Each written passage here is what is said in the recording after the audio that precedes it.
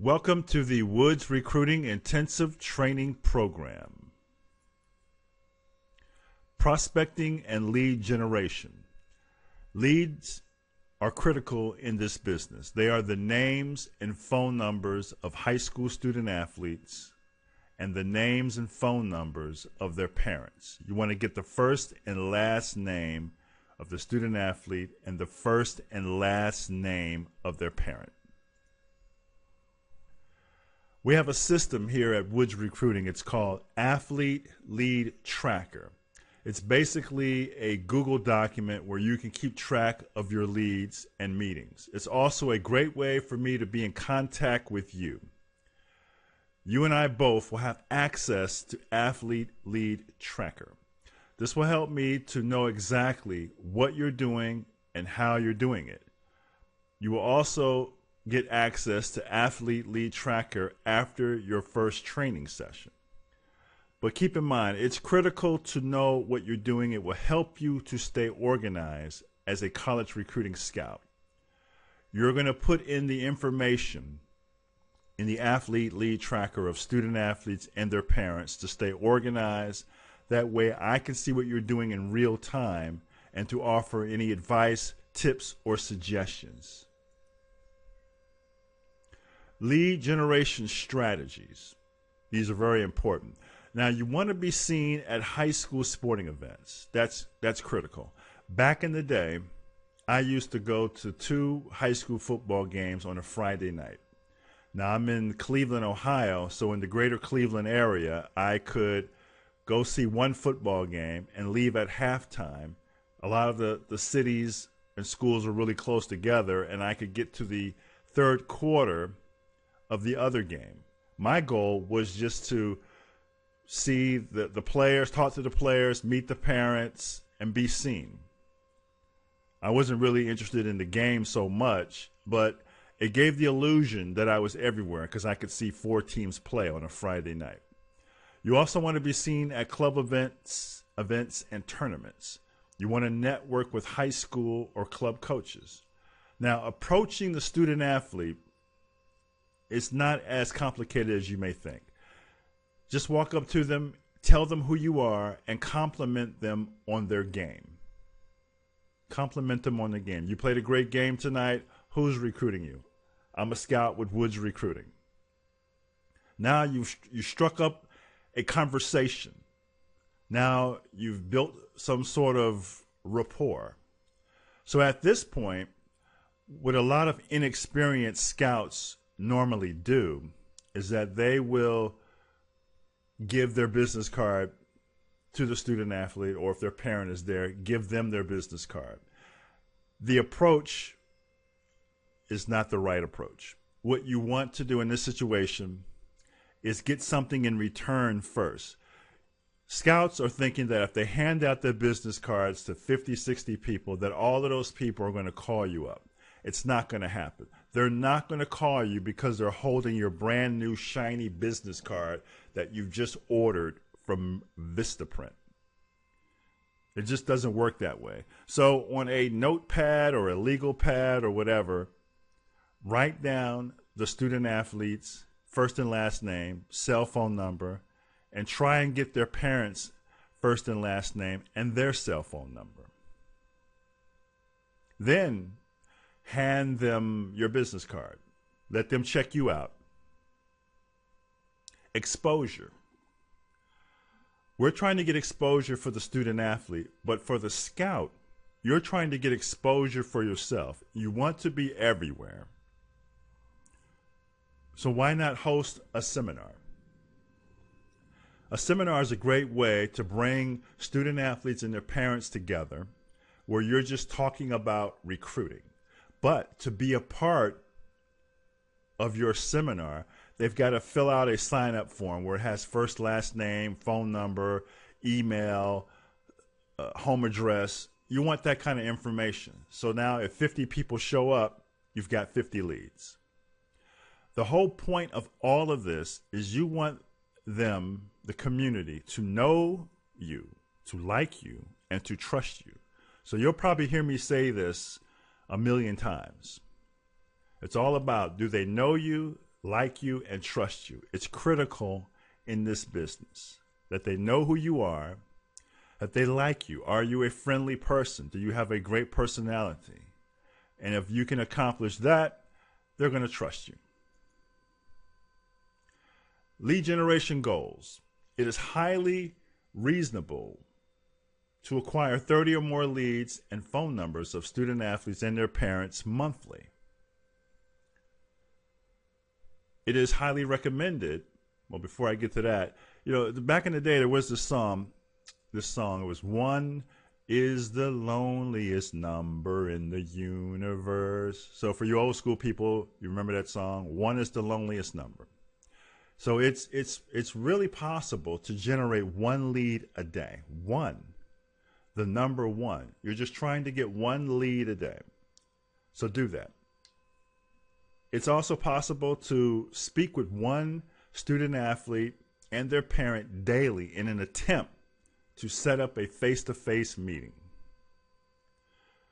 So just don't settle.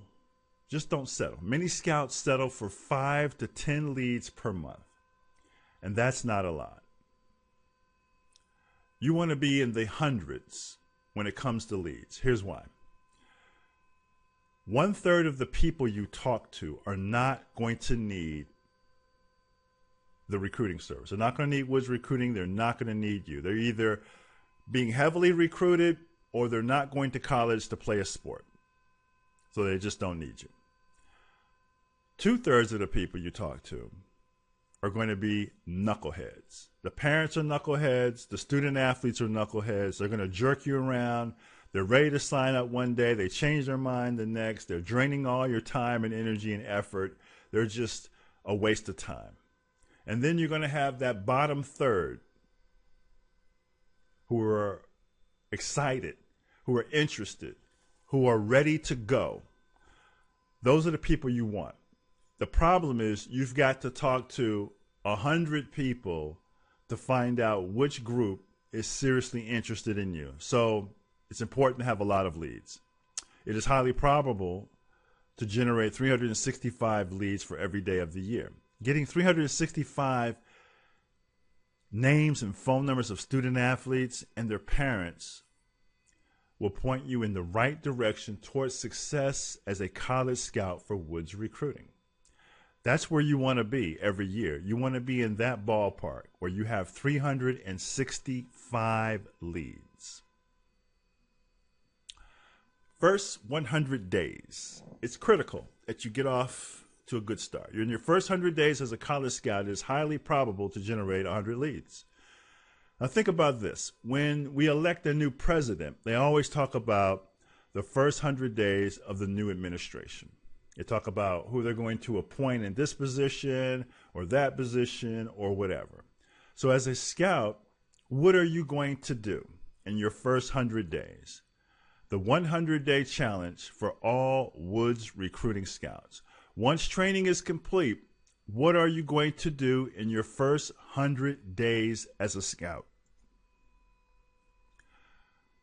First 100 days, how many high school games and events will you attend? B, how many face-to-face meetings will you schedule per week? C, how many leads will you generate? D, how many high school coaches will you network with? E, what is the number of tournaments you will attend? F, how many hours per day, per week are you willing to invest? G, how many sales do you want to close per month? H, what are your financial goals? Your first 100 days, you need to have a strategy, you need to have a blueprint, you need to have a plan in place. You don't want to be making it up as you go along, because then that's a recipe for failure. It's clearly a recipe for disaster. So this here is a pretty good outline of what you need to do and focus on in your first 100 days as a scout.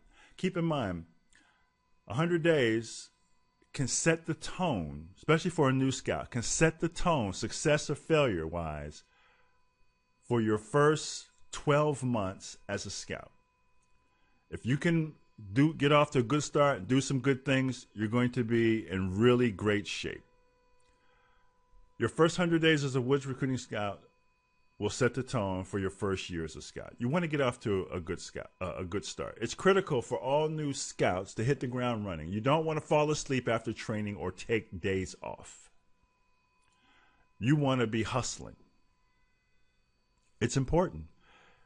I guarantee you, if you get off to a great start, you will have long-lasting success. Be careful of the money question. Be careful of the money question. Basically what it is, you're at a game, maybe you're talking to a student athlete, maybe you're talking to their parent, and then they just ask you right there at the game or after the game or in the parking lot or on your way to the car or wherever, hey man, how much is this going to cost me? I would never tell them how much it costs. The reason is if you tell them how much it costs without giving a presentation, then the only thing they will hear is $800, and they will never hear another word you say afterwards. It costs $800 to sign up with Woods Recruiting. They won't hear another word you say. So what you should do in that situation is just say, hey, Mr. Smith, you know, I like to tell you about how all of this works, the price and everything. How about if I come out to your house Tuesday, 7:30? So now you've pinned them down on a day and a time when you can come out and meet them, and then you can explain everything to them then. So don't make the mistake of telling them how much it costs, because I guarantee you, if you do that, they won't hear another word you say. Get them excited about Woods Recruiting first before you tell them the price. Sales presentation to parents.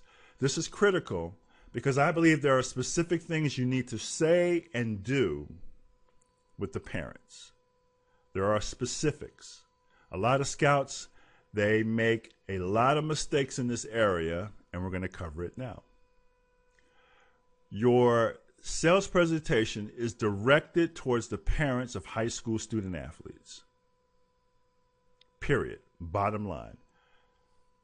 You're not talking to the student athlete. Everything you do is directed towards the parents. After you get that lead and you call the parent up, that's who you're talking to.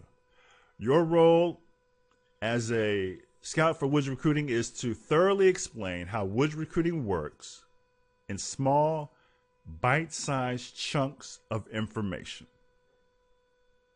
A lot of scouts make the mistake of talking too much, of talking entirely too much. You want to explain how Woods Recruiting works, so remember to keep it very short. So think of it like this. When you, the scout, is talking, imagine a big, bright spotlight shining on you. So now you're the star. The longer the spotlight is on you, you're talking, you're the star. Bad idea. When the parents start to talk, the spotlight shifts to them. The spotlight is on the parent. We want them to talk. We want to ask them questions. We want to have them involved in this process. You want to ask questions. You want to ask the parents questions where you can get gather lengthy information.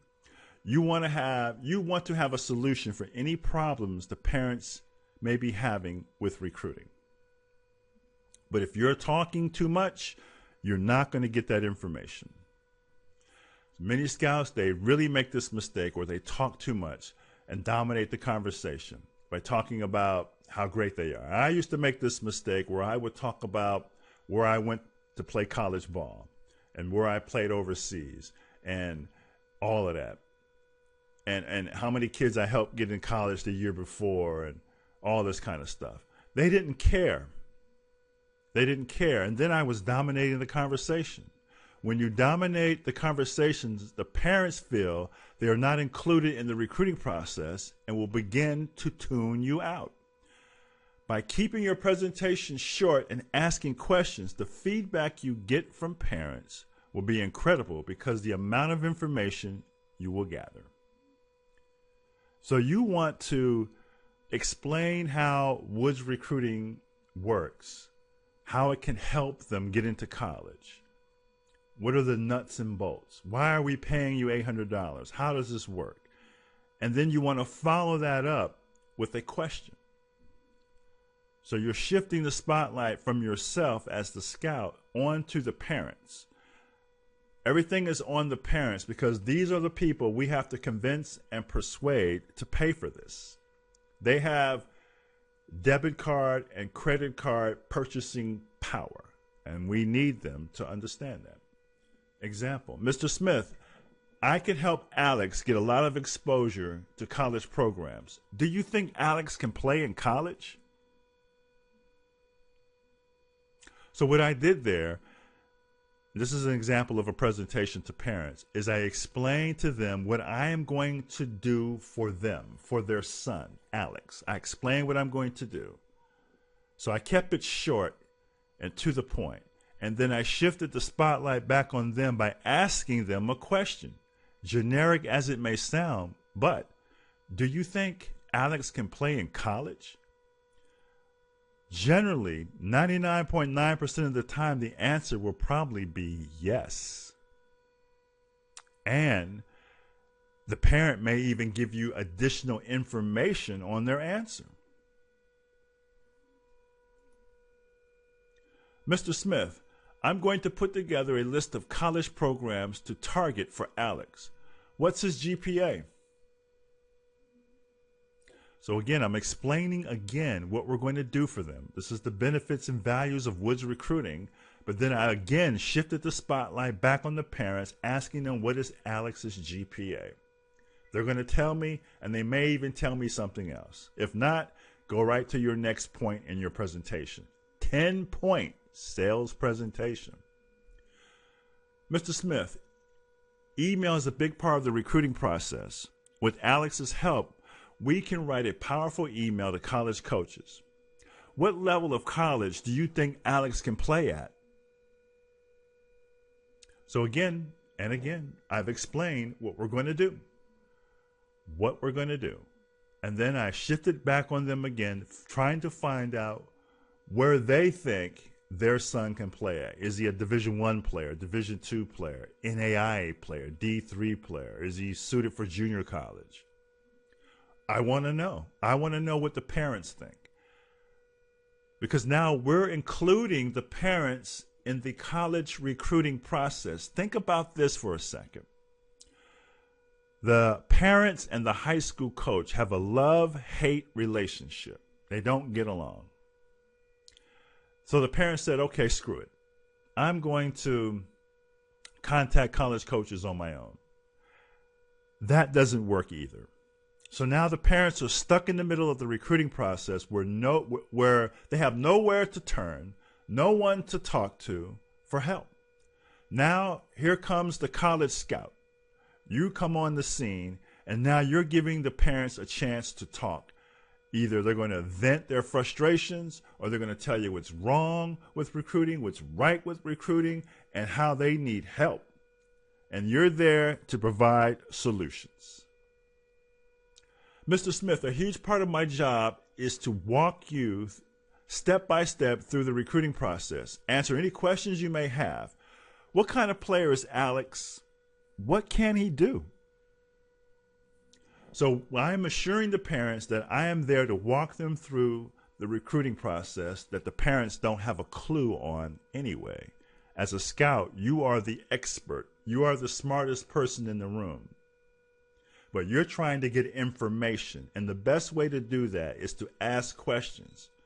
Your presentation is short sentences, bite-sized chunks, where you're explaining to them the benefits and values of Woods Recruiting, and then you're hitting them up with questions so the parents can give you long, lengthy answers. So you're making mental notes in this process now. Keep in mind, you're making mental notes. So it's critical for you to pay close attention to what the parents are saying. Later on, write it down. But if you write down everything a parent is telling you, chances are the parents will stop talking and they won't be as forthcoming with information. So be very smart and write down or remember key bullet points they have said in their answers to your incredible questions. Ask a lot of questions. It is critical for all Woods Recruiting Scouts to ask involvement questions directed towards the parents of high school student athletes. You're trying to get information as a scout. You're trying to uncover information. You want information. You want to know what's going right. You want to know what's going wrong with recruiting. You want to know how you can help them. There are situations where student athletes are being recruited by college programs that they don't like, and they want more choices. They want different options. They want better options. Maybe this kid is 6'7" and he's being contacted by a bunch of Division III schools, but he's probably better than that, let's assume. But they want something better. Or maybe they're not even being recruited at all. But you're never going to find that out if you don't ask questions. So ask a lot of questions. All you're doing is asking a question and getting back information. That's what you want. In your initial face-to-face meeting with parents in their home, there could be a high level of anxiety or tension. You want to begin the questioning process with something easy and simple. So what happens a lot of times, parents may be a little nervous when they're finally talking to a college scout. And you may have a great question to ask them, but then they just blow it up by giving you a nonverbal answer where they're shaking their head or shrugging their shoulders. Or they may say, mm-hmm, or mm-mm. So now you've just blew up your best question. So try to ask them questions that are really simple and easy where the only answer can be yes. Do you think your son can play in college? Do you think your daughter can play in college? Chances are they're going to say yes. Number one, ask questions where the only answer can be yes. Mr. Smith, do you think your son can play at the college level? Mr. Smith, does your son have the ability to play at the college level? Mr. Smith, is your daughter a good student? Chances are those answers will be yes or something extremely positive, where the parents may even give you further details. Great questions. These are great questions. Again, your job is to find out what's going on with them. And the best way to do that is to ask questions, get information, make mental notes. Because in the beginning, in your first face-to-face meeting, the parents are going to give you a lot of information and they're going to tell you the truth. They're going to tell you the truth. Maybe down the road, down the line a little bit later, they may stretch the truth or start telling you some lies. But that's just the nature of this business. It comes with the territory and there is no big deal. Your job is to close the sale, help them get into college by any means necessary. Ask a lot of questions that can be answered with yes. This helps ease tension or anxiety the parents may have about talking with you. Keep in mind, the easiest thing for a parent of a student athlete to do is to go to the game and cheer on their son or daughter. To go to the game and cheer on their son or daughter. Other than that, that's all they want to do. But now here comes this recruiting component comes into it. And now the parent has to do something. They have to take action. They've got to plan something. They got to put something together. They got to do something, and they don't know what to do. So it's a lot of tension and anxiety in the recruiting process. Once the parent begins to open up and feel comfortable, then you can ask more detailed questions. So you start off your questioning with something simple, and then as they get comfortable and relax, and maybe you are a little nervous, then you can ask more detailed and probing questions. But be careful of You don't want to be too technical in your questioning. You don't want to ask them questions that they don't know the answer to. Avoid stuff like that. Like, do you know the difference between a red shirt and the green shirt? I mean, most people don't even know what that is, and you don't want to ask parents those kind of questions because they don't have the answer, and all you're going to do is piss them off. So if you ask the parents 100 questions, they have to get them all right. That's just how it is. They have to get them all right. When asking questions of parents, your goal is to gather information and to make mental notes of what they say. So just be careful about writing things down in front of parents. They just get a little nervous about this process because they're telling you the truth in the beginning, and then you've gotten the truth and you've pinned them down. Because later, I promise you, they're going to stretch the truth about some things. But it's no big deal. It's just the nature of the business. Don't think of it as an integrity issue because it's just how it is. Now, as a scout, you can't lie. You cannot stretch the truth. Ask questions about their student athlete that can lead you to uncover critical and valuable information that can help you close the sale. So you're trying to get information.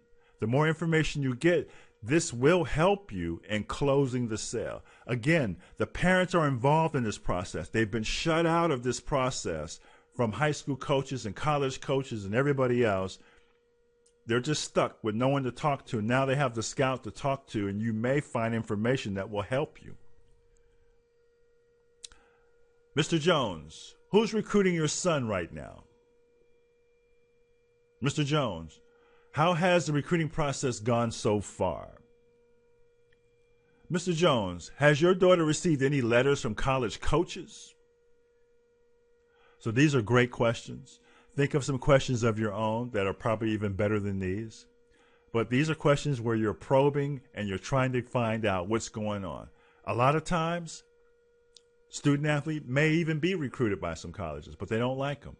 Or the recruiting process is going great, but they want it to go even better. Or it's going bad and they need some help.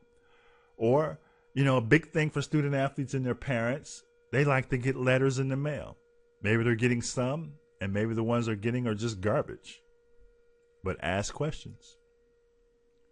Remember, your goal in asking questions is to get information. You need it. You need information. The more you talk, the less information you get. The more the parents talk, the more information you're going to get from them. Generally, in your first face-to-face meeting, the parents and student athletes are going to be very honest and tell you the truth. They will, because they want your help. They want your help, and they're going to tell you the truth. Think of as many involvement questions you can ask parents, because they are the ones you must persuade and convince that you are the college scout and can guide them through the recruiting process from beginning to end. They've got to believe you can do it. They're investing in you, the scout. They're investing in you. They've got to believe that you are knowledgeable about the recruiting process, that you are smart about the recruiting process, and that you can actually get it done. Ask questions. Homework assignment. I want you to put together a 10-point sales presentation. I want you to number it from 1 to 10. You're going to write out what you're going to say to the parents. So there is examples in this presentation. You will also get an ebook that will have the similar information in it as well. You're going to email that to me. 10-point sales presentation. So whatever you say on the benefits and values, remember to follow it up with a question. So you see the examples I've already went over. Follow it up with a question. Keep it to a sentence. You don't want to have no long, drawn-out monologue about how great you are, because they don't care. They want to know what you can do for them And how does this process work? And ask them a question. Ask them a question. Because they're going to get to talk. Now, because the whole thing is the parents feel now that they are involved, that they are involved in this process. And if they feel like they are involved in the recruiting process, they are more likely to pay for this, meaning you earn your commission, and then you can begin helping them get into college and impressing them by giving 110% to that student athlete. Involve them in the process. Thoroughly explain. Be very thorough, but to the point and bite-sized chunks. So you have to be smart and then ask a question. Homework assignment number 2, you need to come up with 20 additional questions. 20 questions you got to come up with. So keep in mind, these questions should be where the parents, they know the answers to. What's your son's GPA? Is your son the best player on the team? Where has your daughter went to camp last year? You want to ask questions similar to those. You're trying to get information. If you ask technical questions about stuff in the NCAA rule book, they're not going to know the answer to. You're going to confuse them and you're going to piss them off. And that's the thing you don't want to do. All you're trying to do is find out what's going on with recruiting, how you can help them. The one question that you should avoid is asking them anything about the high school coach.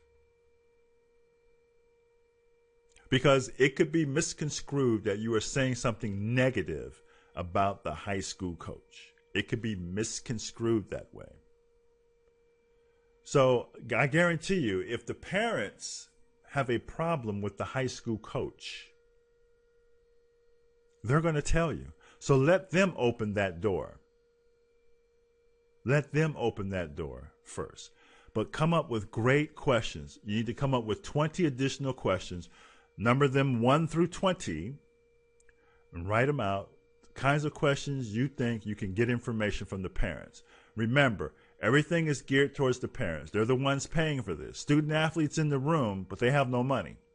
If they want to contribute to this, great. But it's mom and dad that you have to convince, that you have to persuade, that you have to get on your side. So if you ask questions, then the parents feel that they are involved in this process, and they're going to be very, very happy of their involvement. They're going to feel like they're included, and then they want to learn more, and they want to know more, and now they have their own personal college recruiting scout. That's what it's all about.